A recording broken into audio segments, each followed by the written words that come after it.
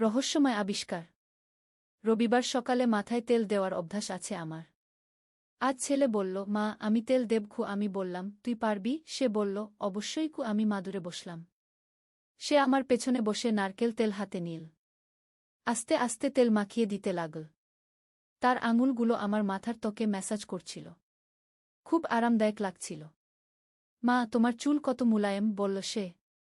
আমি চোখ বন্ধ করে রেখেছিলাম। হঠাৎ সে বলল, মা আমি কিছু বলবো। আমি হুমক করলাম। সে বলল, তোমার চুলের মতোই আমি তোমার সাথে জড়িয়ে থাকতে চাই। আমি চোখ খুলে পেছনে তাকালাম। সে আমার কাঁধে হাত রেখে বলল, মা আমি তোমাকে ভালোবাসি। শুধু মা হিসেবে নয়, একজন নারী হিসেবেও। আমার গলা শুকিয়ে গেল।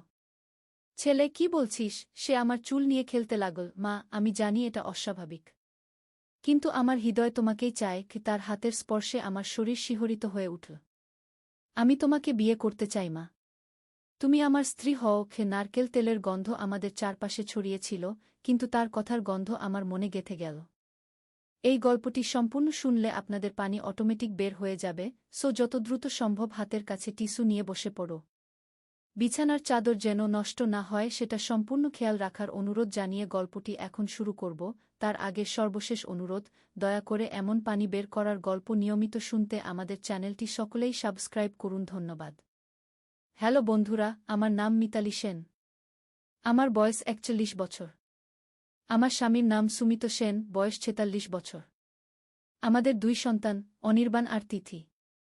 অনির্বাণ ১৮ বছর বয়সী, কলেজে পড়ে। তিথি ১১ বছর বয়সী, স্কুলে যায়।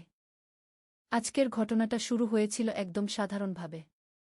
কিন্তু যা ঘটল তা আমার জীবনের সবচেয়ে অদ্ভুত অভিজ্ঞতা।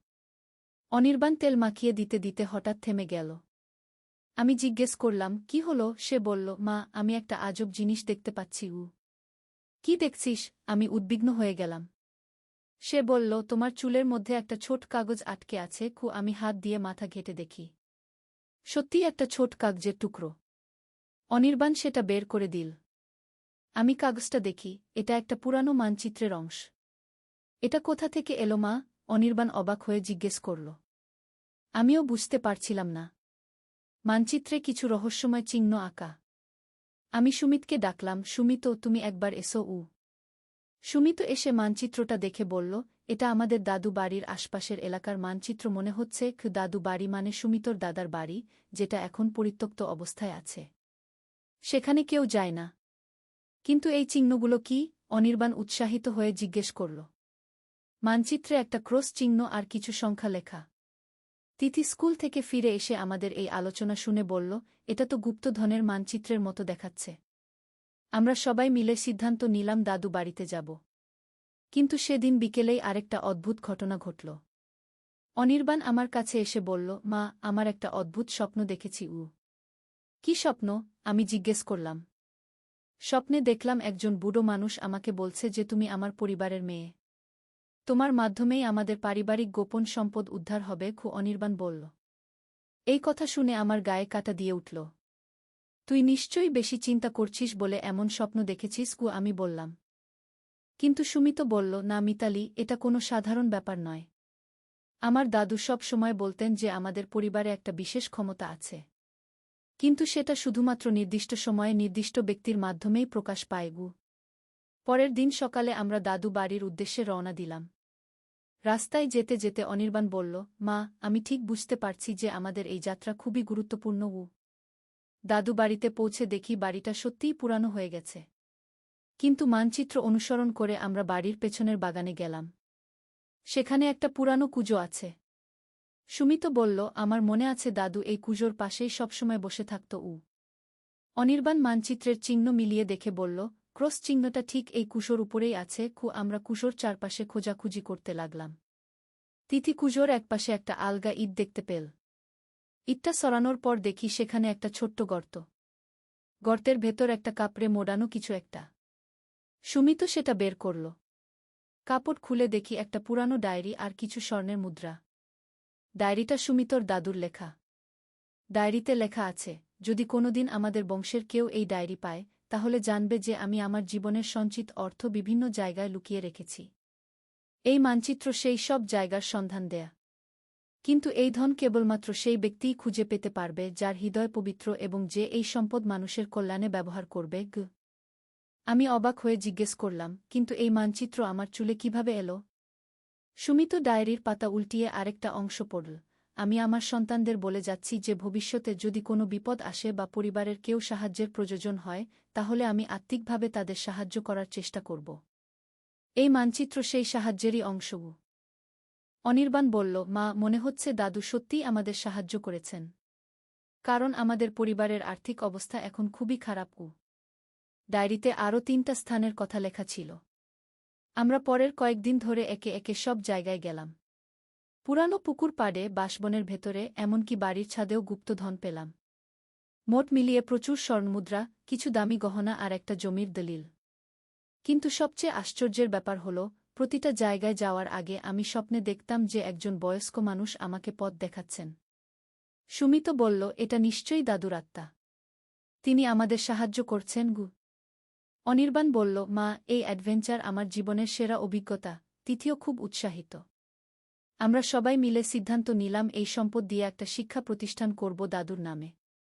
ডায়েরির শেষ পাতায় দাদু লিখেছিলেন, যে এই ধন খুঁজে পাবে সে যেন মনে রাখে যে সত্যিকারের সম্পদ হল পরিবারের ভালোবাসা আর মানুষের সেবা করা। আমি বুঝতে পারলাম যে অনির্বাণ যখন আমার চুলে তেল দিচ্ছিল আর বলছিল সে আমার সাথে জড়িয়ে থাকতে চায়, সেটার মানে ছিল পারিবারিক বন্ধন। তার হৃদয়ে মায়ের প্রতি যে ভালোবাসা ছিল সেটাই দাদুর আত্মাকে আকর্ষণ করেছিল। সেদিন থেকে আমাদের পারিবারিক বন্ধন আরও গভীর হয়েছে। প্রতি সপ্তাহে আমরা দাদু বাড়িতে যাই আর সেই জায়গাটাকে পরিষ্কার করে রাখি। অনির্বাণ এখন বলে, মা, তোমার চুলই আমাদের ভাগ্য পরিবর্তন করে দিয়েছে।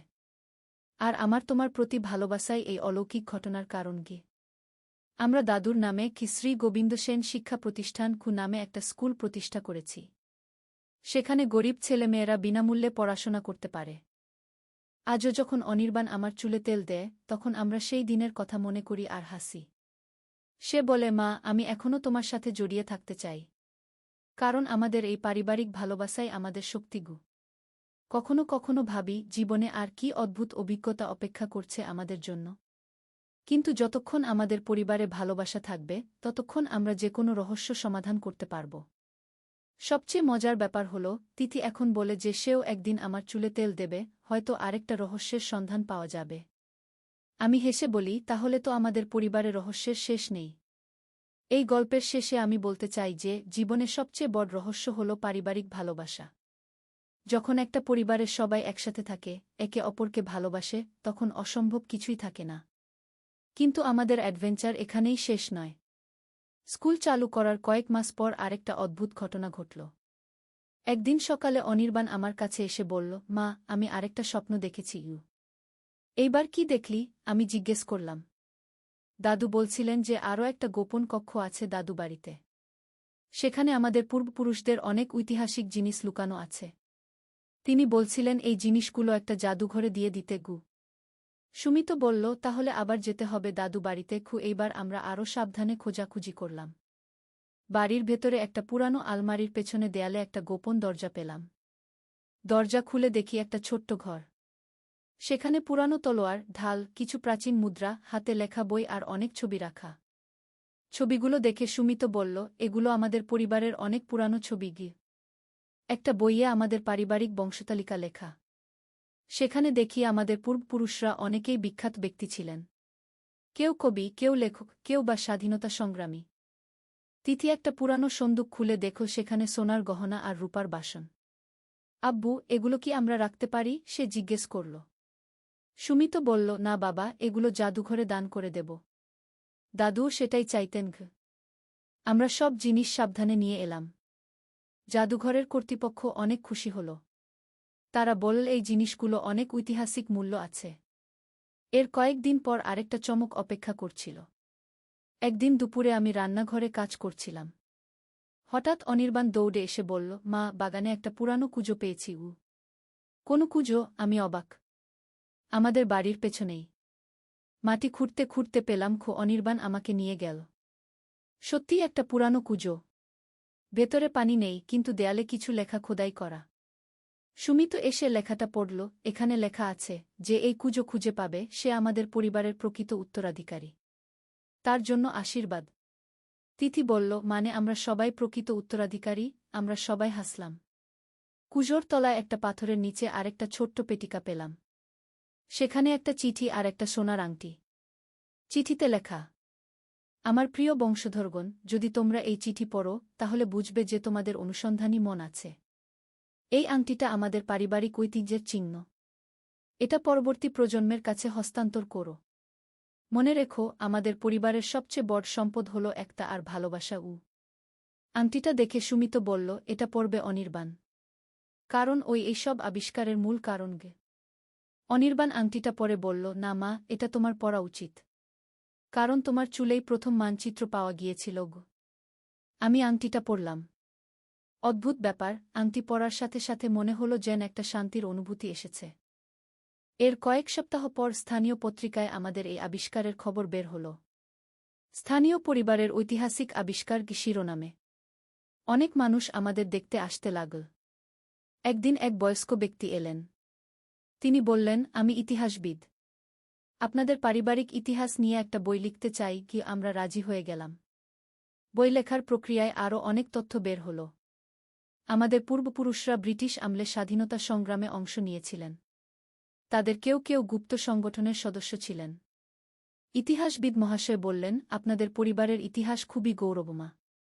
এই বই প্রকাশ হলে অনেকেই জানতে পারবে গে। তিথি এখন স্কুলে বন্ধুদের কাছে গর্ব করে বলে, আমাদের পরিবার খুব বিখ্যাত। অনির্বাণও কলেজে এই গল্প বলে। সবাই অবাক হয়ে শোনে।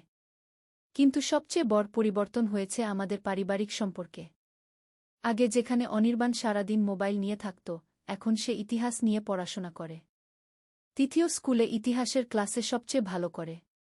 সুমিত বলল, মিতালি, তোমার সেই দিনের চুলে তেল দেওয়াটাই আমাদের জীবন পাল্টে দিয়েছে গু।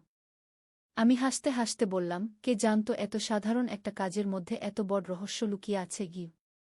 প্রতি রবিবার এখনও অনির্বাণ আমার চুলে তেল দেয়া। কিন্তু এখন আর কোনো মানচিত্র পাওয়া যায় না। তবে আমাদের পারিবারিক আলোচনা হয় আমাদের ইতিহাস নিয়ে। মাঝে মাঝে অনির্বাণ বলে, মা, আমি এখনও তোমার সাথে জড়িয়ে থাকতে চাই। কারণ আমাদের এই পারিবারিক বন্ধনই আমাদের আসল শক্তি গু। আমাদের স্কুল এখন জেলার সেরা স্কুলগুলোর মধ্যে একটা। অনেক গরিব ছেলে মেয়ে সেখানে পড়ে। তারা বড় হয়ে ভালো কিছু করবে। জাদুঘরে আমাদের দান করা জিনিসগুলো দেখতে অনেক মানুষ যায়। সেন পরিবারের ঐতিহাসিক সংগ্রহকে নাম দিয়ে একটা আলাদা বিভাগ করা হয়েছে। আর সেই পারিবারিক আংটিটা, সেটা আমি এখনও পড়ি। মনে হয় এটা আমাদের পরিবারের সুরক্ষার মতো কাজ করে। কয়েক মাস আগে তিথি বলেছিল, আম্মু, আমিও একদিন আবিষ্কার করব কিছু। আমি বলেছিলাম, হয়তো করবি, কে জানে গি। আর সত্যি সত্যি একদিন তিথি স্কুলের পুরানো লাইব্রেরিতে একটা বই পেয়েছিল যেটা আমাদের এলাকার ইতিহাস নিয়ে লেখা। সেই বইতে আমাদের পূর্বপুরুষদের নাম ছিল। এখন আমি বুঝতে পারি যে জীবনে যা কিছু ঘটে সবই একটা উদ্দেশ্য নিয়ে ঘটে। সেদিন অনির্বাণ যখন আমার চুলে তেল দিয়েছিল, সেটা ছিল আমাদের নতুন জীবনের শুরু। আজকাল যখন কেউ আমাদের বাড়িতে আসে, তারা সবাই এই গল্প শুনতে চায়। আমি বলি, এটা শুধু একটা গল্প নয়, এটা আমাদের জীবনের সত্যিকারের অভিজ্ঞতা গু। অনির্বাণ এখন কলেজে ইতিহাস নিয়ে পড়ে। সে বলে, মা, আমি বড় হয়ে একজন ইতিহাসবিদ হব। আমাদের পরিবারের মতো আরও অনেক পরিবারের ইতিহাস খুঁজে বের করব। তিথি বলে, আমিও আর্কিওলজিস্ট হব। পুরানো জিনিস খুঁজে বের করব। সুমিত আর আমি শুনে খুব গর্বিত হই। আমাদের সন্তানরা শুধু পড়াশোনা নিয়ে নয়, জীবনের একটা লক্ষ্য নিয়েও ভাবছে। এই গল্পের শেষে আমি আবারও বলতে চাই যে পারিবারিক ভালোবাসা সত্যিই জীবনের সবচেয়ে বড় শক্তি। আমাদের পরিবারে যে ভালোবাসা আছে, সেটাই আমাদের এই সব অলৌকিক আবিষ্কারের কারণ। আর মনে রাখবেন, জীবনে কোনো কিছুই হঠাৎ করে ঘটে না। সবকিছুর পেছনেই একটা গভীর অর্থ থাকে। নদীর ধারে সেই গা। প্রথম অধ্যায়, শুরুজাত। পদ্মা নদীর ধারে একটা ছোট্ট গ্রাম ছিল, নাম তার রূপসী গ্রাম। গ্রামের নাম শুনলেই মনে হতো কত সুন্দর হবে। আর সত্যিই গ্রামটা ছিল অপূর্ব সুন্দর। সবুজ ধানক্ষেত, নারিকেল আর সুপারি গাছের সারি, আর নদীর শীতল হাওয়া, সব মিলিয়ে এক স্বর্গের মতো জায়গা। এই গ্রামেই থাকত একটা ছেলে, নাম তার আলম। বয়স তখন 17 কি 18 হবে। ফর্সা রং, লম্বা চুল, আর চোখে একটা স্বপ্ন, বড় হয়ে সে লেখক হবে। প্রতিদিন সন্ধ্যায় নদীর ধারে বসে সে লিখত তার ডায়েরিতে। কখনো কবিতা, কখনো গল্প, কখনো শুধু মনের কথা। আলমের বাবা মোক্তার সাহেব ছিলেন গ্রামের স্কুলের প্রধান শিক্ষক। মা রহিমা বেগম ছিলেন একজন নরম মনের মহিলা, যিনি সবসময় সবার জন্য রান্না করতেন। তাদের ছোট্ট টিনের চালের বাড়িটা ছিল গ্রামের মাঝখানে। আলমের একটা ছোট বোন ছিল, সামিয়া। বয়স তার 10 বছর। চঞ্চল, দুষ্টু, কিন্তু খুব মিষ্টি। সে সবসময় ভাইয়ের পিছন পিছন ঘুরত। ভাইয়া, আমাকে নিয়ে চলো না। এই ছিল তার প্রিয় সংলাপ। দ্বিতীয় অধ্যায়, নতুন প্রতিবেশী। একদিন গ্রামে নতুন একটা পরিবার এলো। তারা ঢাকা থেকে এসেছিল। বাবা একজন সরকারি চাকরিজীবী, বদলি হয়ে এই উপজেলায় এসেছেন। তাদের সাথে ছিল একটা মেয়ে, নাম তার তানিয়া। তানিয়া ছিল আলমের সমবয়সী। লম্বা চুল, বড় বড় চোখ, আর মুখে সবসময় একটা হাসি। সে ছিল খুবই পড়ুয়া। বই পড়তে তার খুব ভালো লাগত। প্রথম দিন যখন সে গ্রামের স্কুলে ভর্তি হল, তখন সবাই অবাক হয়ে তাকে দেখছিল। শহুরে মেয়ে, কিন্তু কোনো অহংকার নেই। আলম আর তানিয়ার প্রথম দেখা হয়েছিল স্কুলের লাইব্রেরিতে। দুজনেই একই বই খুঁজছিল, রবীন্দ্রনাথের গোরাগু। তুমিও রবীন্দ্রনাথ পড়ো? আলম জিজ্ঞেস করেছিল। হ্যাঁ, আমার খুব প্রিয়। তুমি? তানিয়া হেসে জবাব দিয়েছিল। সেই থেকে তাদের বন্ধুত্ব শুরু। প্রতিদিন স্কুলে, লাইব্রেরিতে, আর কখনো কখনো নদীর ধারে বসে তারা গল্প করত। সাহিত্য নিয়ে, জীবন নিয়ে, স্বপ্ন নিয়ে। তৃতীয় অধ্যায়, স্বপ্নের কথা। একদিন সন্ধ্যায় নদীর ধারে বসে আলম তানিয়াকে বলল, জানো, আমি বড় হয়ে লেখক হতে চাই। এমন গল্প লিখব যেগুলো মানুষের মন ছুঁয়ে যাবে গু। তানিয়া মৃদু হেসে বলল, তুমি পারবে। তোমার লেখার হাত খুব ভালো। তুমি যা লিখো তাতে আন্তরিকতা আছে গি। তুমি কি হতে চাও? আলম জিজ্ঞেস করল। আমি শিক্ষিকা হতে চাই। গ্রামের মেয়েদের পড়াতে চাই। দেখো না, এখানে কত মেয়ে স্কুলেই যায় না। আমি চাই সবাই পড়াশোনা করুক। তানিয়ার কথা শুনে আলম অবাক হল। এতটা সরল, এতটা নিঃস্বার্থ স্বপ্ন। তুমি সত্যিই অসাধারণ, আলম বলল। তানিয়া লজ্জা পেয়ে বলল, আরে না, আমি সাধারণ। তবে হ্যাঁ, আমি মানুষের জন্য কিছু করতে চাই। সেদিন থেকে আলমের মনে তানিয়ার জন্য একটা বিশেষ জায়গা তৈরি হল। সে বুঝতে পারছিল না এটা কি অনুভূতি, কিন্তু তানিয়াকে না দেখলে তার দিন ভালো যেত না।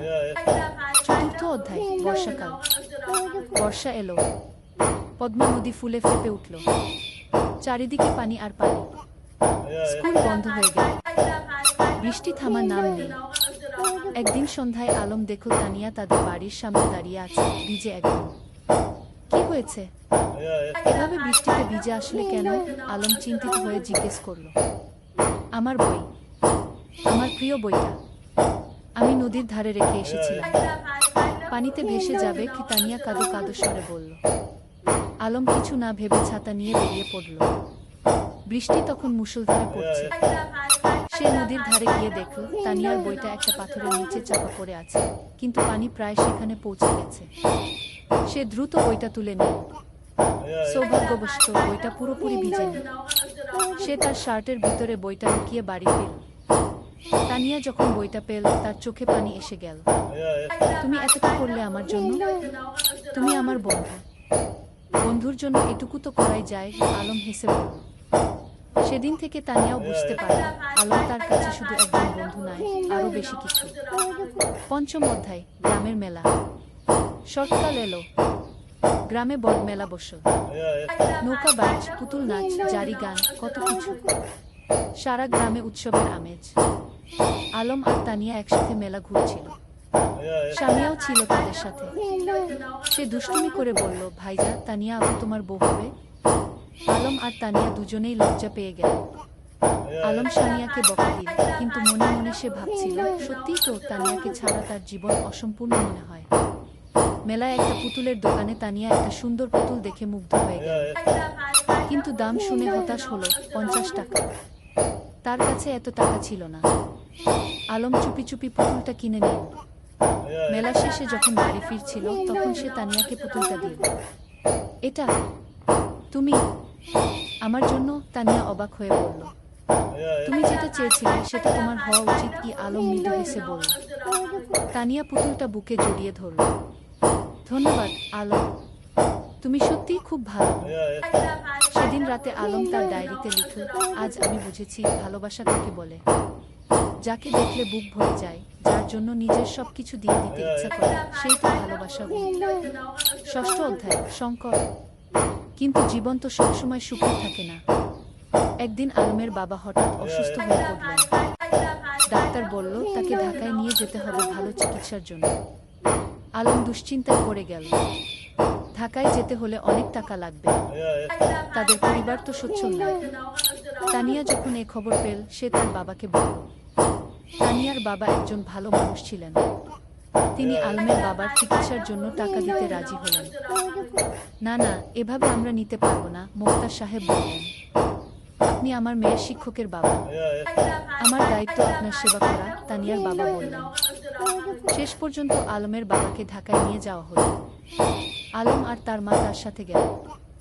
সামিয়া থেকে গেল গ্রামে তানিয়াদের বাড়িতে। ঢাকায় থাকতে হলো প্রায় 1 মাস। সেই 1 মাস আলম প্রতিদিন তানিয়াকে চিঠি লিখত। মোবাইল ফোন তো তখন সবার ছিল না। চিঠি ছিল যোগাযোগের মাধ্যম। তানিয়াও প্রতিদিন চিঠির অপেক্ষায় থাকত। আলমের চিঠি পড়ে সে বুঝতে পারত আলম কতটা কষ্টে আছে, কতটা দুশ্চিন্তায় আছে। সে নিজেও আলমের জন্য দোয়া করত। সপ্তম অধ্যায়, ফিরে আসা। অবশেষে মোক্তার সাহেব সুস্থ হয়ে উঠলেন।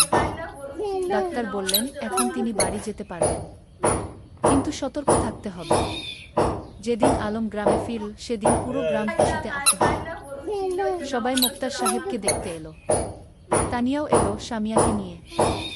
আলম তানিয়াকে দেখে বলল, তোমার চিঠিগুলো আমাকে শক্তি দিয়েছে। ঢাকায় যখন খুব কষ্ট লাগতো, তখন তোমার চিঠি পড়ে আবার ভালো লাগতো। আমি জানতাম তুমি ফিরে আসবে। আমি বিশ্বাস রাখিনি, হারাইনি। তানিয়া মৃদু হেসে বলল। সেদিন বিকেলে নদীর ধারে বসে আলম তানিয়াকে বলল, তানিয়া, আমি তোমাকে কিছু বলতে চাই। বলো, তানিয়া বলল। আমি তোমাকে ভালোবাসি। ঢাকায় থাকার সময় প্রতিটা মুহূর্তে তোমার কথা মনে পড়েছে। তুমি ছাড়া আমার জীবন অর্থহীন। তানিয়া কিছুক্ষণ চুপ করে রইল। তারপর বলল, আমিও তোমাকে ভালোবাসি আলম, কিন্তু আমরা এখনো ছোট। আমাদের পড়াশোনা শেষ করতে হবে, নিজেদের প্রতিষ্ঠিত করতে হবে।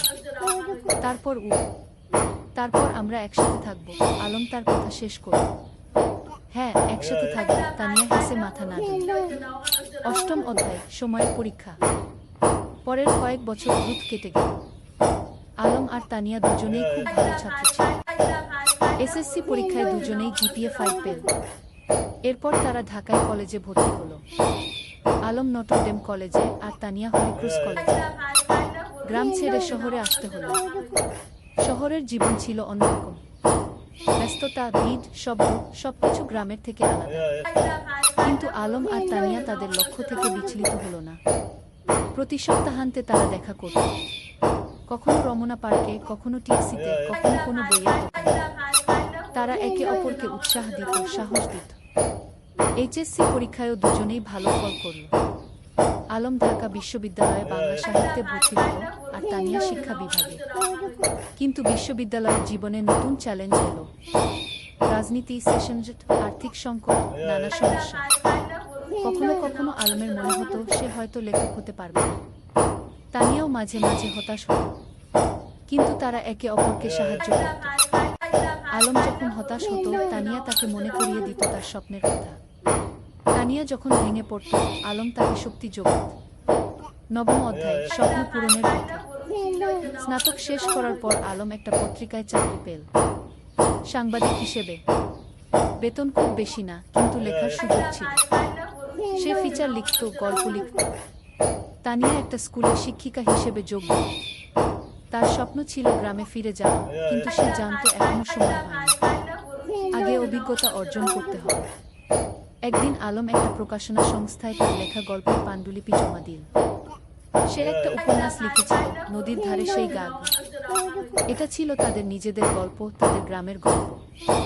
কয়েক মাস পর প্রকাশক ফোন করলেন, আপনার বই আমরা প্রকাশ করতে চাই। গল্পটা খুব সুন্দর, আবেগময়। আলম বিশ্বাস করতে পারছিল না, তার স্বপ্ন সত্যি হচ্ছে। সে প্রথমেই তানিয়াকে খবরটা দিল, আমি জানতাম তুমি পারবে। তুমি তো সত্যিই লেখো। তানিয়া খুশিতে আটকানা। বইটা প্রকাশিত হওয়ার পর বেশ সাড়া পড়ে গেল। পাঠকরা ভালো সাড়া দিল। সমালোচকরাও প্রশংসা করল। 10ম অধ্যায়, ঘরে ফেরা। 5 বছর পর আলম আর তানিয়া সিদ্ধান্ত নেন তারা গ্রামে ফিরে যাবে। ঢাকায় তারা যা অর্জন করতে চেয়েছিল তা হয়েছে। এখন সময় এসেছে নিজেদের শেখতে ফিরে যাওয়া। তারা বিয়ে করল। সাদামাটা অনুষ্ঠান, কিন্তু পূর্ণ আন্তরিকতায়। পুরো গ্রাম এসেছিল তাদের বিয়েতে। তোমরা আমাদের গর্ব, মুক্তার সাহেব আবেগে বললেন। বিয়ের পর তারা গ্রামেই থেকে গেল। আলম লেখালেখি চালিয়ে গেল। সে গ্রামের গল্প লিখত, সাধারণ মানুষের গল্প। তার বই পরপর সফল হতে লাগল। তানিয়া গ্রামে একটা স্কুল খুলল। বিনামূল্যে গরিব মেয়েদের পড়াতে লাগল। সে তার স্বপ্ন পূরণ করছে। একাদশ অধ্যায়, নতুন প্রজন্ম। 3 বছর পর তাদের একটা মেয়ে হলো। নাম রাখো রূপা। ছোট্ট, ফুটফুটে, ঠিক যেন তানিয়ার মতো। রূপা বড় হতে লাগল গ্রামের মুক্ত পরিবেশে। নদীর ধারে খেলা, মাঠে দৌড়ানো, গাছে চড়া, সবকিছু। আলম তাকে গল্প শোনাত, তানিয়া তাকে পড়াত। একদিন রূপা জিজ্ঞেস করল, বাবা, তুমি আর মা কিভাবে পরিচিত হলে? আলম হেসে বলল, সেটা একটা লম্বা গল্প। একদিন তোমাকে পুরো গল্প শোনাবো। এখন শোনাও না, রূপা জেদ করল। আলম তানিয়ার দিকে তাকাল। তানিয়া হেসে মাথা নাড়ল। ঠিক আছে, শোনো তাহলে। অনেক বছর আগে এই নদীর ধারে দুটো ছেলে মেয়ে পরিচিত হয়েছিল। দ্বাদশ অধ্যায়, পূর্ণতা। বছর কেটে গেল। আলমের বই এখন দেশজুড়ে জনপ্রিয়। সে একজন প্রতিষ্ঠিত লেখক, কিন্তু খ্যাতি তাকে বদলায় না। সে এখনো সেই সরল, বিমলি আলম। তানিয়ার স্কুল এখন বড় হয়েছে। শত শত মেয়ে সেখানে পড়ছে। অনেকে এখন কলেজে, বিশ্ববিদ্যালয়ে। তানিয়া তাদের সবার কাছে একজন আদর্শ। একদিন সন্ধ্যায় নদীর ধারে বসে আলম তানিয়াকে বলল, তুমি জানো, এই জায়গাটাই আমার সবচেয়ে প্রিয়। এখানেই আমরা প্রথম একসাথে বসেছিলাম, স্বপ্নের কথা বলেছিলাম। আর এখন সেই স্বপ্ন পূরণ হয়েছে, তানিয়া বলল। শুধু পূরণই না, আরো বেশি কিছু পেয়েছি। তোমাকে পেয়েছি, রূপাকে পেয়েছি, এই সুন্দর জীবনটা পেয়েছি। রূপা তখন দৌড়ে এসে তাদের কোলে বসল। বাবা, আমি বড় হয়ে তোমার মতো লেখক হব। আলম হেসে মেয়ের মাথায় হাত বুলিয়ে দিল। তুমি যা হতে চাও তাই হবে মা। আমরা তোমার পাশে আছি। সূর্য তখন অস্ত যাচ্ছে নদীর ওপারে। লাল কমলা আকাশ, নদীর শীতল বাতাস, আর পরিবারের উষ্ণতা, এর চেয়ে সুন্দর আর কি হতে পারে? ত্রয়োদশ অধ্যায়, গ্রামের উন্নয়ন। আলম আর তানিয়া শুধু নিজেদের নিয়েই ব্যস্ত ছিল না, তারা পুরো গ্রামের উন্নয়ন নিয়ে ভাবত। আলম তার লেখালেখি থেকে যা আয় করত, তার একটা অংশ গ্রামের উন্নয়নে ব্যয় করত। তারা গ্রামে একটা লাইব্রেরি খুলল, হাজার হাজার বই নিয়ে। গ্রামের যে কেউ এসে বই পড়তে পারত। ছোট ছেলেমেয়েরা বিকেলে এসে বই পড়ত, গল্প শুনত। জ্ঞানী শক্তি, আলম সবসময় বলতো, আমরা যদি আমাদের নতুন প্রজন্মকে শিক্ষিত করতে পারি, তাহলে গ্রাম এমনিতেই উন্নত হবে। তানিয়া তার স্কুলে শুধু পড়াশোনাই শেখাতো না, জীবন দক্ষতাও শেখাতো। মেয়েদের শেখাতো কিভাবে আত্মবিশ্বাসী হতে হয়, কিভাবে নিজের মতামত প্রকাশ করতে হয়, কিভাবে স্বাবলম্বী হতে হয়। শিক্ষা মানে শুধু বই পড়া নয়, তানিয়া বলতো। শিক্ষা মানে জীবনকে বুঝতে শেখা, মানুষ হয়ে ওঠা। গ্রামের মানুষ তাদের এই প্রচেষ্টায় খুব খুশি ছিল। যারা আগে মেয়েদের স্কুলে পাঠাতে চাইত না, তারাও এখন পাঠাতে শুরু করেছে।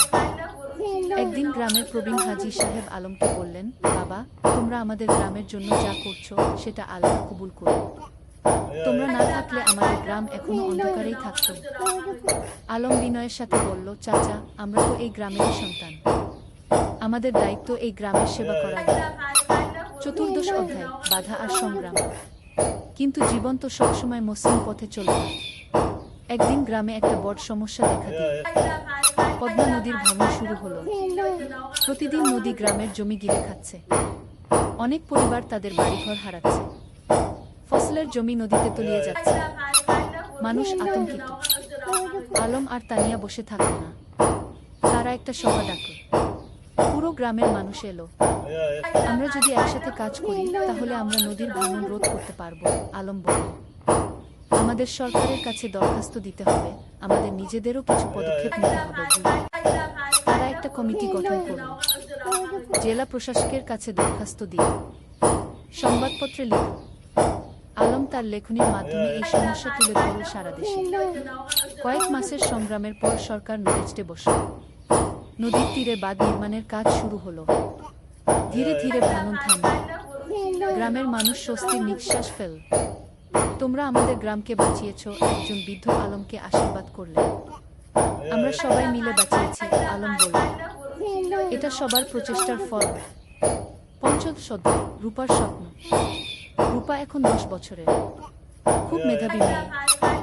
স্কুলে সবসময় প্রথম হয়, কিন্তু শুধু পড়াশোনায় নয়, সে খেলাধুলায়, গানেও ভালো। একদিন রূপা তার বাবা মাকে বলল, আমি ডাক্তার হতে চাই, গ্রামের মানুষদের সেবা করব। আলম আর তানিয়া খুশি হল। তাদের মেয়ে অন্যের সেবা করতে চায়, এর চেয়ে বড় গর্বের আর কি হতে পারে। তুমি যা হতে চাও, আমরা তোমাকে সাহায্য করব, তানিয়া বলল। কিন্তু রূপার একটা শর্ত ছিল, আমি ঢাকায় না, গ্রামেই থাকব, এখানেই পড়ব, এখানেই ডাক্তারি করব। আলম হেসে বলল, কেন মা? ঢাকায় তো ভালো সুযোগ পাবে গো। বাবা, তুমি আর মা যেমন গ্রামে ফিরে এসেছো, আমিও তাই চাই। গ্রামের মানুষদের সবচেয়ে বেশি সাহায্যের দরকার। এই কথা শুনে আলমের চোখে পানি এসে গেল। তার মেয়ে তার আদর্শকে ধারণ করছে। রূপা খুব পরিশ্রমী ছিল। প্রতিদিন ভোরে উঠে পড়াশোনা করত, মায়ের স্কুলে ছোটদের পড়াতে সাহায্য করত, বাবার লেখার কাজেও হাত লাগাত। রূপা, তুমি এত কাজ করো, ক্লান্ত হয়ে যাও না? তানিয়া একদিন জিজ্ঞেস করল। না মা, আমি যখন মানুষের উপকার করি তখন আমার ভালো লাগে, ক্লান্তি লাগে না, রূপা হেসে জবাব দিল। শ্রদ্ধায় পুরস্কার। আলমের লেখালেখি এখন দেশের সীমা পেরিয়ে গেছে। তার বই অনুবাদ হয়েছে বিভিন্ন ভাষা, বিদেশেও পাঠক তৈরি হয়েছে। একদিন একটা খবর এলো, আলম জাতীয় সাহিত্য পুরস্কার পেতে যাচ্ছে। এটা দেশের সর্বোচ্চ সাহিত্য পুরস্কার। পুরো গ্রাম আনন্দে উদ্বেলিত। আমাদের আলম জাতীয় পুরস্কার পাবে, সবাই গর্ব করে বলতে লাগলো। পুরস্কার দেওয়ার অনুষ্ঠান হলো ঢাকায়। প্রধানমন্ত্রী নিজে পুরস্কার তুলে দিলেন আলমের হাতে। আপনার লেখা আমাদের গ্রাম বাংলার প্রকৃত চিত্র তুলে ধরে, প্রধানমন্ত্রী বললেন। আপনি দেশের গর্ব। আলম বিনয়ের সাথে পুরস্কার নিল। তার মনে পড়ল সেই দিনগুলোর কথা, যখন সে নদীর ধারে বসে স্বপ্ন দেখত লেখক হওয়ার। পুরস্কার পাওয়ার পর আলম একটা বক্তৃতা দিল। এই পুরস্কার শুধু আমার একার নয়, এটা আমার স্ত্রী তানিয়ার, আমার মেয়ে রূপার, আমার গ্রামের সব মানুষের। তারা আমাকে অনুপ্রাণিত করেছে, সাহস দিয়েছে। তানিয়ার চোখে খুশির অশ্রু। তার স্বামী এত বড় সম্মান পেল, কিন্তু তবুও সে নিজের কৃতিত্ব সবার সাথে ভাগ করে নিচ্ছে। সপ্তম অধ্যায়, তানিয়া শিক্ষিত। আলমের পুরস্কার পাওয়ার 1 বছর পর তানিয়াও একটা সম্মান পেল। সরকার তাকে কুশেরা শিক্ষক পুরস্কার দিল। তার স্কুল থেকে যে মেয়েরা বের হয়ে গেছে, তারা এখন বিভিন্ন ক্ষেত্রে প্রতিষ্ঠিত। কেউ ডাক্তার, কেউ ইঞ্জিনিয়ার, কেউ শিক্ষক, কেউ উদ্যোক্তা। পুরস্কার নেওয়ার সময় তানিয়া বলল, আমি শুধু বীজ বপন করেছি, এই মেয়েরাই আমার আসল পুরস্কার। তারা নিজেদের প্রতিষ্ঠিত করেছে, সমাজে অবদান রাখছে। তার স্কুলের একজন প্রাক্তন ছাত্রী, যে এখন একজন সফল ব্যবসায়ী, মঞ্চে উঠে এসে বলল, ম্যাডাম না থাকলে আমি আজ এখানে থাকতাম না। তিনি আমাকে শুধু পড়াশোনাই শেখাননি, আত্মবিশ্বাস শিখিয়েছেন। রূপা তখন মঞ্চের নিচে বসে মায়ের দিকে তাকিয়েছিল, গর্বিত চোখে। আমার মা সত্যিই সেরা, সে মনে মনে বলল। অষ্টাদশ অধ্যায়, সময়ের প্রবাহ। আরো কয়েক বছর কেটে গেল। রূপা এখন 8ম শ্রেণীতে, খুব ভালো ছাত্রী। তার স্বপ্ন ডাক্তার হওয়ার, সেই স্বপ্ন এখনো অটুট। আলম এখনো লিখে যাচ্ছে। তার নতুন একটা উপন্যাস বের হলো, জোছনা রাতের স্বপ্ন। এটাও বেশ জনপ্রিয় হলো। তানিয়ার স্কুল এখন অনেক বড়, 300 জন ছাত্রী, 10 জন শিক্ষক, একটা পূর্ণাঙ্গ শিক্ষা প্রতিষ্ঠান। গ্রামটাও অনেক বদলে গেছে। এখন পাকা রাস্তা, বিদ্যুৎ, স্বাস্থ্যকেন্দ্র, সবকিছু আছে। কিন্তু গ্রামের আত্মা, সেই সারল্য, সেই ভালোবাসা, সেটা আছে অক্ষুণ্ণ। একদিন সন্ধ্যায় পুরো পরিবার নদীর ধারে বসেছিল। আলম, তানিয়া, রূপা আর সামিয়া। সামিয়া এখন বিবাহিত, তার একটা ছেলে আছে। ভাইয়া, মনে আছে যখন আমি ছোট ছিলাম, তুমি আর ভাবি এখানে বসে গল্প করতে? সামিয়া হেসে বলল।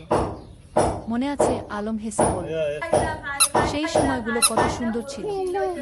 এখনকার সময়ও কম সুন্দর নয়, তানিয়া বলল। আমরা একসাথে আছি, সুস্থ আছি, খুশি আছি, এর চেয়ে বড় সৌভাগ্য আর কি? রূপা বলল, বাবা, তোমার আর মায়ের মতো আমিও একজন ভালো মানুষকে জীবনসঙ্গী হিসেবে পেতে চাই। আলম মেয়ের মাথায় হাত রেখে বলল, তুমি পাবে মা, তবে তার আগে তোমার স্বপ্ন পূরণ করো, ডাক্তার হও, তারপর জীবনসঙ্গী খুঁজবে। 19 অধ্যায়, নতুন চ্যালেঞ্জ। রূপা এসএসসি পরীক্ষা দিল, ফলাফল বেরোলো, জিপিএ 5। পুরো গ্রাম খুশি, আলম আর তানিয়া গর্বিত। কিন্তু এখন একটা বড় সিদ্ধান্ত নিতে হবে। রূপা ডাক্তার হতে চায়, তার জন্য তাকে মেডিকেল কলেজে ভর্তি হতে হবে। কিন্তু গ্রামে তো মেডিকেল কলেজ নেই। বাবা, আমি ঢাকা মেডিকেলে ভর্তি হতে চাই, রূপা বলল। আলম একটু চিন্তিত হলো, কিন্তু তুমি তো বলেছিলে গ্রামে থাকবে। হ্যাঁ বাবা, আমি গ্রামে ফিরে আসব, কিন্তু ভালো ডাক্তার হতে হলে ভালো প্রতিষ্ঠান থেকে পড়তে হবে। আমি 5 বছর ঢাকায় থাকব, তারপর ফিরে আসব এবং গ্রামে একটা হাসপাতাল খুলব। তানিয়া বলল, মেয়েটা ঠিকই বলছে, আমরাও তো ঢাকায় গিয়ে পড়াশোনা করেছিলাম, তারপর ফিরে এসেছি। রূপা ঢাকা মেডিকেল কলেজে ভর্তি হল। প্রথম দিকে গ্রাম ছেড়ে যেতে খুব কষ্ট হচ্ছিল, কিন্তু সে জানতো এটা তার লক্ষ্যের জন্য প্রয়োজন। আলম আর তানিয়া প্রতি মাসে ঢাকায় যেত মেয়েকে দেখতে। রূপা ফোনে প্রতিদিন কথা বলত। 20 অধ্যায়, পরিবারের বন্ধন। 5 বছর খুব দ্রুত কেটে গেল। রূপা ডাক্তার হয়ে গেল, এমবিবিএস পাস করে ভালো ফলসহ। এখন তার সামনে অনেক সুযোগ। ঢাকার বড় বড় হাসপাতাল তাকে চাকরির অফার দিচ্ছে। কিন্তু রূপার লক্ষ্য অন্য। বাবা, আমি গ্রামে ফিরে আসছি, রূপা ফোনে বলল। তুমি নিশ্চিত? ঢাকায় তো অনেক ভালো সুযোগ, আলম বলল।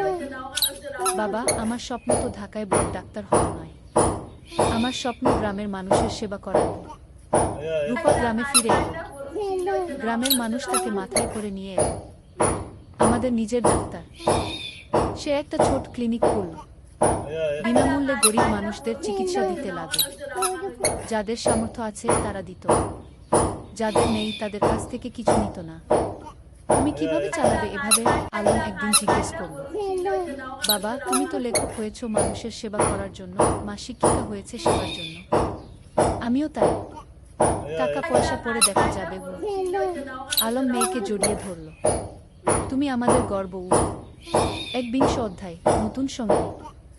রূপা যখন ক্লিনিকে ব্যস্ত, তখন একদিন একজন তরুণ ডাক্তার এলো। তার নাম ফাহিম। সে ঢাকা থেকে এসেছে গ্রামাঞ্চলে স্বেচ্ছাসেবা করতে। ফাহিম আর রূপা একসাথে কাজ করতে লাগল। দুজনেই একই স্বপ্ন দেখে, গ্রামের মানুষের সেবা করা। ধীরে ধীরে তাদের মধ্যে বন্ধুত্ব হলো। তারপর সেই বন্ধুত্ব ভালোবাসায় রূপান্তরিত হলো। একদিন ফাহিম আলমের কাছে এলো। চাচা, আমি রূপাকে বিয়ে করতে চাই। আলম হেসে বলল, তুমি কি রূপাকে জিজ্ঞেস করেছো? হ্যাঁ, সে রাজি। ফাহিম লজ্জা পেয়ে বলল। তানিয়া খুশিতে আটখানা। আমার মেয়ে একজন ভালো মানুষ পেয়েছে। কি? রূপা আর ফাহিমের বিয়ে হলো। সাদামাটা কিন্তু আন্তরিক অনুষ্ঠান। পুরো গ্রাম এসেছিল। বিয়ের পর তারা দুজন মিলে ক্লিনিক চালাতে লাগল। তারা স্বপ্ন দেখে গ্রামে একটা বড় হাসপাতাল করার। 20 অধ্যায়, 3 প্রজন্ম। 2 বছর পর রূপার একটা ছেলে হলো, নাম রাখল আয়ান। আলম আর তানিয়া দাদা দাদি হল। দেখো আমাদের নাতি, আলম আবেগে বলল। তানিয়া শিশুটিকে কোলে নিয়ে বলল, এই শিশু আমাদের ভবিষ্যৎ, এর জন্যই তো আমরা এত কাজ করছি। এখন বাড়িতে 3 প্রজন্ম, আলমতানিয়া, রূপা, ফাহিম আর ছোট্ট আয়ান। প্রতিদিন সন্ধ্যায় তারা একসাথে বসে। আলম গল্প বলে, তানিয়া গান শোনায়, রূপা দিনের কাজের গল্প বলে। একদিন আয়ান যখন একটু বড় হলো, সে জিজ্ঞেস করল, দাদু তুমি কি করো? আলম হেসে বলল, আমি গল্প লিখি। না তুবু, আমাকে একটা গল্প বলো না? ঠিক আছে, শোনো তাহলে। অনেক বছর আগে এই নদীর ধারে। আর এভাবেই চলতে থাকে জীবনের গল্প, প্রজন্ম থেকে প্রজন্মে। 23 অধ্যায়, উত্তরাধিকার। আলম এখন 60 পেরিয়ে গেছে, চুলদাড়ি পেকে গেছে, কিন্তু লেখার হাত এখনো অক্ষুণ্ণ। সে এখনো প্রতিদিন লেখে। তানিয়াও এখন অবসর নিয়েছে স্কুল থেকে, কিন্তু মাঝে মাঝে যায় ছাত্রীদের সাথে দেখা করতে। একদিন আয়ান, যে এখন 5 বছরের, দাদুকে জিজ্ঞেস করল, দাদু তুমি কত বই লিখেছ? প্রায় 20টা, আলম বলল। আমিও বড় হয়ে লেখক হব, আয়ান বলল। রূপা হেসে বলল, তুমি যা হতে চাও তাই হবে কি? আলম নাতিকে কোলে নিয়ে বলল, লেখক হওয়া মানে শুধু বই লেখা নয় বাবা। লেখক হওয়া মানে মানুষের কথা বলা, সত্য বলা, ভালোবাসা ছড়িয়ে দেওয়া। আমি সব করব, আয়ান উৎসাহিত হয়ে বলল। তানিয়া নাতিকে আদর করে বলল, তুমি করবে, আমরা জানি গি। ২৪ অধ্যায় গ্রামের হাসপাতাল। রূপা আর ফাহিমের স্বপ্ন ছিল গ্রামে একটা বড় হাসপাতাল খোলার। তারা কয়েক বছর ধরে টাকা জমিয়ে রাখছিল। আলমও তার রয়্যালটির একটা অংশ দিয়েছিল। অবশেষে সেই দিন এলো। তারা একটা ৩ তলা হাসপাতাল তৈরি করল। নাম দিল উরুপসী হাসপাতাল। উদ্বোধনের দিন পুরো জেলা থেকে মানুষ এল। স্বাস্থ্যমন্ত্রী নিজে এসে উদ্বোধন করলেন। এই হাসপাতাল শুধু একটা স্বাস্থ্যসেবা কেন্দ্র নয়, মন্ত্রী বললেন। এটা একটা স্বপ্নের বাস্তবায়ন। ডা রূপা আর ডা ফাহিম যা করেছেন সেটা অনুকরণীয়। হাসপাতালে 10টা বেড, অপারেশন থিয়েটার, ল্যাবরেটরি, সবকিছু আছে। আর সবচেয়ে বড় কথা, গরিবদের জন্য বিনামূল্যে চিকিৎসার ব্যবস্থা। আলম গর্বে বুক ফুলিয়ে বলল, আমার মেয়ে যা করেছে আমি কলম দিয়ে তা করতে পারিনি। তুমি কলম দিয়ে মানুষের মন ছুঁয়েছ, আমি হাত দিয়ে মানুষের শরীর সারাচ্ছি। দুটোই সমান গুরুত্বপূর্ণ, রূপা বলল। 25 অধ্যায় প্রত্যাবর্তন। একদিন গ্রামে একটা আশ্চর্য ঘটনা ঘটল। যে ছেলেটা 30 বছর আগে গ্রাম ছেড়ে আমেরিকায় গিয়েছিল সে ফিরে এলো। তার নাম জামিল। সে আমেরিকায় একজন সফল ব্যবসায়ী, কিন্তু বয়স হয়েছে, এখন সে ফিরতে চায়। জামিল আলমের সাথে দেখা করতে এলো। আমি তোমার বই পড়েছি আমেরিকায় বসে। সেই বই পড়ে আমার গ্রামের কথা মনে পড়ে গেল, তাই ফিরে এলাম। স্বাগতম, আলম হাসি মুখে বলল। জামিল বলল, আমি এই গ্রামের জন্য কিছু করতে চাই। তুমি কি পরামর্শ দাও? আলম ভাবল একটু, তারপর বলল, গ্রামে একটা কারিগরি প্রশিক্ষণ কেন্দ্র খোলো। যুবকদের হাতে কলমে কাজ শেখাও, তাহলে তারা চাকরি পাবে, স্বাবলম্বী হবে। জামিল খুশি হল। চমৎকার আইডিয়া। কয়েক মাসের মধ্যে একটা কারিগরি প্রশিক্ষণ কেন্দ্র খোলা হলো। সেখানে ছেলেমেয়েরা কম্পিউটার, ইলেকট্রনিক্স, সেলাই, রান্না, নানা বিষয়ে প্রশিক্ষণ পেতে লাগল। এভাবে একে একে গ্রামে নতুন নতুন সুবিধা যুক্ত হতে লাগল। কেউ ফিরে এসে স্কুলে দান করল, কেউ রাস্তা বানিয়ে দিল, কেউ মসজিদ মন্দির সংস্কার করল। আলম দেখছিল আর ভাবছিল, একজন মানুষ যদি ভালো কাজ শুরু করে তাহলে সেটা অন্যদেরও অনুপ্রাণিত করে কি। 26 অধ্যায় পরবর্তী প্রজন্ম। আয়ান এখন 10 বছর। খুব মেধাবী ছেলে। সে দাদুর কাছে বসে গল্প শোনে, দাদির কাছে থেকে জীবনের পাঠ নেয়। একদিন স্কুলে একটা রচনা প্রতিযোগিতা হলো। বিষয় ছিল আমার স্বপ্নের বাংলাদেশ। আয়ান লিখল, আমার স্বপ্নের বাংলাদেশে সবাই শিক্ষিত হবে, কেউ অসুস্থ হলে চিকিৎসা পাবে, কেউ গরিব থাকবে না, সবাই একসাথে মিলেমিশে থাকবে। আমার দাদু বলেন, স্বপ্ন দেখতে হয় বড়, তারপর সেই স্বপ্ন পূরণের জন্য কাজ করতে হয়। আয়ান প্রথম হলো, পুরস্কার পেল। আলম নাতির রচনা পড়ে চোখ ভিজিয়ে ফেল।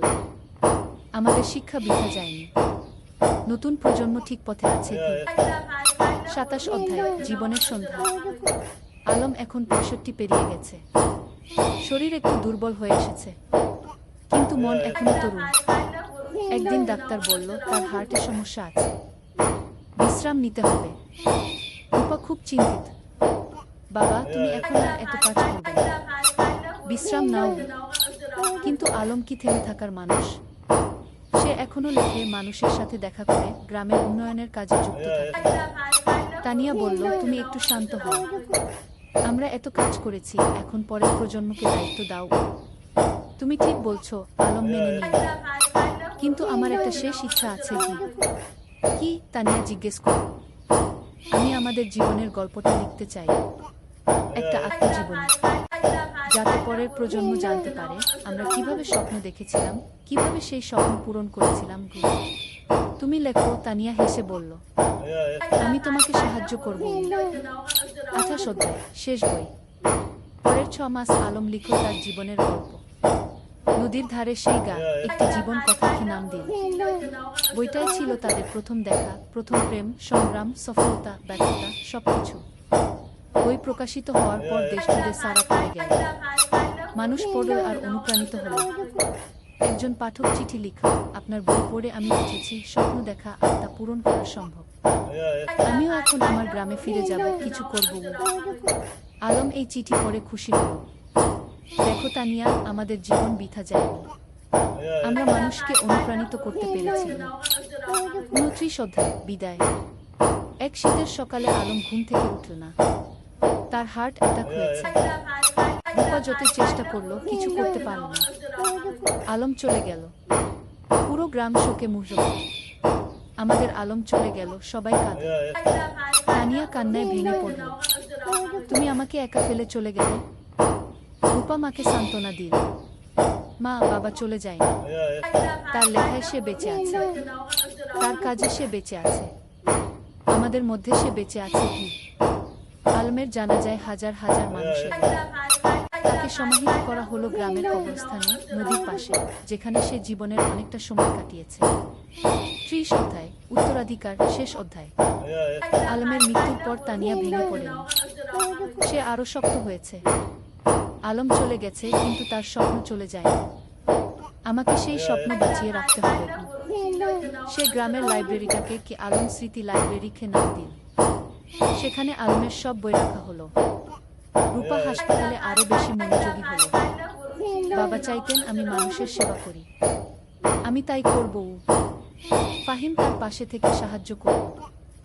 আয়ান, যে এখন 15 বছরের, দাদুর মতো লিখতে শুরু করল। সে গল্প লেখে, কবিতা লেখে। একদিন আয়ান তানিয়াকে তার লেখা একটা গল্প দেখাল। গল্পের নাম দাদুর স্বপ্ন। তানিয়া পড়ল। চোখে পানি এলো। তোমার দাদু বেঁচে আছে তোমার মধ্যে কি? বছরের পর বছর কেটে গেল। গ্রামটা আরো উন্নত হলো, কিন্তু আলমকে কেউ ভুলল না। প্রতি বছর তার জন্মদিনে গ্রামে একটা সাহিত্য উৎসব হয়। তরুণ লেখকরা আসে, তাদের লেখা পড়ে। তানিয়া এখন 80 পেরিয়ে গেছে, কিন্তু এখনো প্রতিদিন স্কুলে যায়, ছাত্রীদের দেখে আসে। একদিন এক তরুণী তানিয়াকে জিজ্ঞেস করল, ম্যাডাম, আপনার আর আলম স্যারের গল্পটা কি সত্যি? তানিয়া হেসে বলল, হ্যাঁ, প্রতিটা শব্দ সত্যি। আমরা স্বপ্ন দেখেছিলাম আর সেই স্বপ্ন পূরণ করেছিলাম। আমিও কি পারবো? তরুণী জিজ্ঞেস করল। অবশ্যই পারবে, তানিয়া দৃঢ়তার সাথে বলল। শুধু স্বপ্ন দেখো, তারপর সেই স্বপ্ন পূরণের জন্য কাজ করো, আর কখনো হাল ছেড়ো না। সেদিন সন্ধ্যায় নদীর ধারে বসে তানিয়া আকাশের দিকে তাকাল। আলম, তুমি কি দেখছো? আমরা যা শুরু করেছিলাম তা এখনো চলছে। তোমার স্বপ্ন বেঁচে আছে। কি নদীর জল কুলকুল করে বয়ে যাচ্ছে। বাতাসে যেন আলমের কণ্ঠস্বর ভেসে এলো, আমি জানতাম তুমি পারবে। আমরা একসাথে এই স্বপ্ন দেখেছিলাম, তুমি তা বাঁচিয়ে রেখেছ। ধন্যবাদ তানিয়া গু। তানিয়া হাসল, চোখে পানি কিন্তু মুখে হাসি। ধন্যবাদ তোমাকে আলম, তুমি আমার জীবনকে অর্থবহ করেছিলে। সমাপ্তি। এই ছিল আলম আর তানিয়ার গল্প। দুটো সাধারণ মানুষ যারা অসাধারণ স্বপ্ন দেখেছিল। আর সেই স্বপ্ন শুধু নিজেদের জন্যই ছিল না, ছিল সবার জন্য। আজও রূপসী গ্রামে যদি যাও, দেখবে আলম স্মৃতি লাইব্রেরি, তানিয়া বালিকা বিদ্যালয়, রূপসী হাসপাতাল, সবকিছু দাঁড়িয়ে আছে। এগুলো শুধু ভবন নয়, এগুলো স্বপ্নের বাস্তবায়ন। আর নদীর ধারে, যেখানে একদিন দুটো তরুণ তরুণী বসে স্বপ্ন দেখেছিল, সেখানে এখন একটা ফলক লাগানো আছে। তাতে লেখা, যেখানে স্বপ্ন শুরু হয়েছিল। আলম ও তানিয়া, দুই স্বপ্নদ্রষ্টা, দুই সেবক, যারা প্রমাণ করেছেন স্বপ্ন দেখলে এবং কাজ করলে সবকিছুই সম্ভব। শিক্ষা, জীবনের স্বপ্ন দেখো বড়, তারপর সেই স্বপ্ন পূরণের জন্য নিরলসভাবে কাজ করো। নিজের জন্য নয়, সবার জন্য কিছু করার চেষ্টা করো, তাহলেই জীবন সার্থক হবে।